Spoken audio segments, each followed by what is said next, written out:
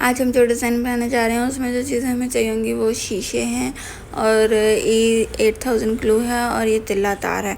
इस डिज़ाइन के लिए हमें सबसे पहले एक सीधी लाइन ड्रॉ करनी होगी और उस लाइन के ऊपर हमें इन शीशों को आहिस्ता आहिस्ता अटैच करना होगा। हमें कोशिश करनी है कि शीशे जो हम लगाएंगे वो एक स्ट्रेट लाइन में हो, ना ही अलग अलग हों, टेढ़े तो बिल्कुल नहीं होने चाहिए। हमें इन शीशों की नोक जो है उसको आपस में प्रॉपर तरीके से अटैच करना है और उसके बाद हम इसको तिल्ला तार से पक्का करेंगे। और हमें ये टांके लगाते हुए इस बात का ध्यान रखना है कि इन टांकों में बहुत ज़्यादा गैप ना हो। पहले तो जो टांके लगेंगे उनमें लगेगा कि गैप है, पर हमें इसके ऊपर दोबारा से टांके लगाने पड़ेंगे ताकि वो गैप हम फिल कर सकें। और हमें कोशिश करनी होगी जो इन शीशों के किनारे हैं उनको हम अच्छे तरीके से सिक्योर करें ताकि जब धुले तो ग्लू निकलने के बाद भी ये अपनी जगह पर मजबूत रहें।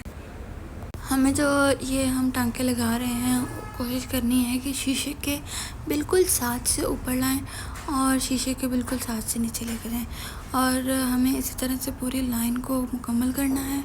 और इस बात का पूरा ध्यान रखना है कि जो शीशों के किनारे हैं ये नोक बहुत तेज़ होती है, तो हमें इस बात का ध्यान रखना है कि हम इसको अच्छे तरीके से मजबूत करें ताकि पहने हुए या धोने के दौरान हमें इससे कोई चोट या नुकसान ना हो।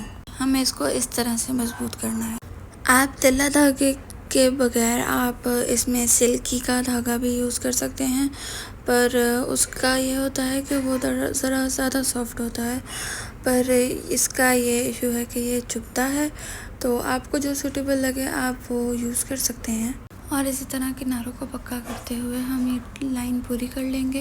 और इस बात का पूरा ध्यान रखना है कि जब भी हम कढ़ाई कर रहे हों तो हमें अपने धागे को बैक साइड पे अच्छे तरीके से सिक्योर करना है ताकि धोने के दौरान ये वापस खुल ना जाए और हमारी सारी मेहनत बेकार ना हो जाए। और इस तरह से हम इसको पक्का कर लेंगे और फिर इसके बाद हम इसकी दोनों साइड्स में एक एक लाइन शीशे की और लगाएंगे।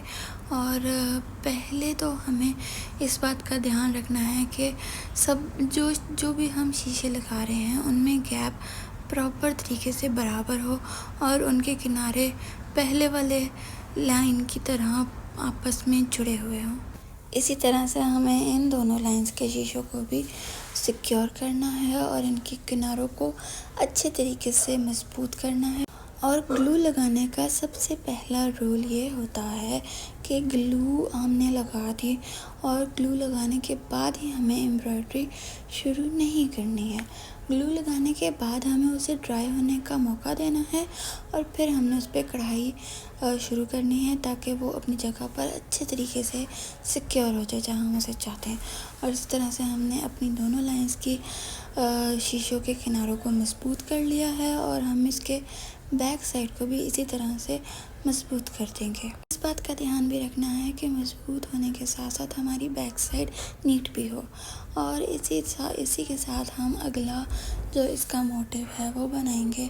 उसके लिए भी हम पहले एक लाइन ड्रॉ करेंगे और फिर हमें जितने शीशे रिक्वायर्ड हैं या जितनी डिज़ाइन की रिक्वायरमेंट है हम उस हिसाब से शीशों को लगा लेंगे और फिर उसी तरीके से हम इनके किनारों को भी पक्का कर देंगे। और इसको पक्का करने के बाद हम इनके किनारों पे एक एक लाइन और लगाएंगे शीशों की। और पहले हमने 3 लगाए थे, अब हम 2 और लगाएंगे दोनों साइडों पे और इसको लगाने के बाद पक्का कर लेंगे। और फिर उसके बाद उनके साइड पे एक एक और शीशा लगा देंगे और फिर उसको भी पक्का कर देंगे। और इसी के साथ हमारा ये जो डिज़ाइन में 2 मोटिव थे वो हमने पूरे कर लिए हैं। वैसे तो डिज़ाइन में एक इस तरह का बड़ा मोटिव भी है, पर हमने छोटा बनाया है, तो आप बड़ा बनाना चाहें तो इसी को एक्सटेंड कर सकते हैं। और ये वाला जो पोर्शन है ये सेम इसी तरह से नेक पे भी काम हुआ है और स्लीव्स पे भी बिल्कुल सेम इसी तरह से काम हुआ है। उम्मीद है आपको आज की वीडियो पसंद आई होगी।